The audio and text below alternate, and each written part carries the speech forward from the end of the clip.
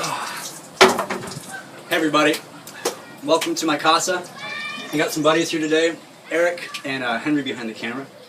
They've totally destroyed my house and eaten all my food, but that's okay because what are friends for, right? Today's video is about water. How we get it, where we get it, and how we use it. So as you can see right now, I'm taking a bit of a bucket bath. This is what we do in the morning to take a shower. So I hope you guys enjoy the video, and hope it's educational and it gives you some perspective on what it's like to be a Peace Corps volunteer in Burkina Faso. Alright. Water in Burkina is an essential part of life, just like in the United States. Except here, it doesn't come to us out of a faucet. We have to go and get it. So today, we're going on a bit of a field trip.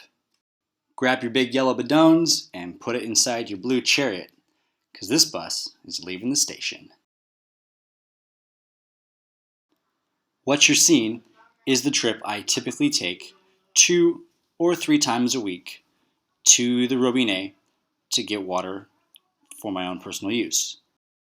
I don't know the exact distance I walk, but to me it feels about 2 football fields in length. Or maybe about 200 meters, maybe a little more, maybe a little less. I've sped the process up a little bit, so it'll give you a better perspective of how long it actually takes. And voila, here we are. There are a few options in getting water in my village. There's the well or the pump. However, I choose to use the robinet for sanitary reasons. This robinet is hooked up to a closed water source, a water tower, and is pumped through pipes through the ground to this pump. It doesn't sound too complicated. However, an infrastructure project like this in Burkina could literally take years to complete. I pay 25 sefa for each bidon I fill up, which is less than 5 cents.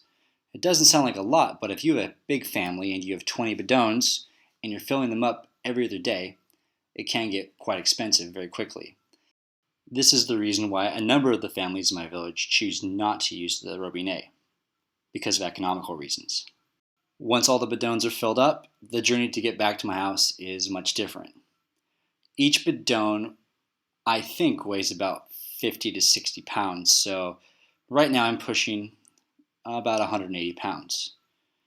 And this isn't usually a problem except when you have an obstacle course to get across trying to get back home. Avoid all the Burkina motorbikes. Try not to get your feet wet when you jump across the puddle. Push the bidons up the hill and don't give the kids a high five.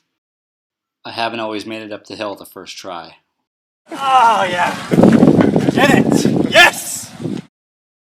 Once I get the bidons back home safe and sound, I usually try and take one and pour it into my barrique. I use this like an emergency water source. In case the pumps or robinets break and I don't have access to water, I can draw upon this until they get fixed. What you're looking at now is my Peace Corps supplied handy dandy water filter. It works pretty well. The filter on the right is what the water passes through when it drips down to the bottom bucket. The bottle in the middle is the chlorine bleach, which I use to kill all the bacteria in my water. And this thing is what I use to pass the water through before it actually goes into my water filter.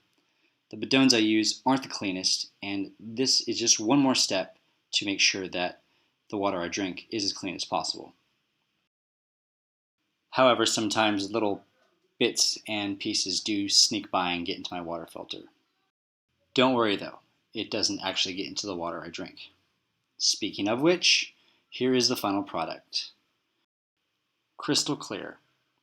Well, bottoms up.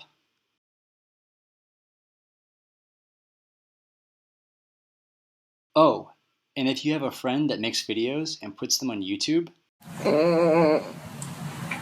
if you mess around with his camera, he might stick you at the end of one of them.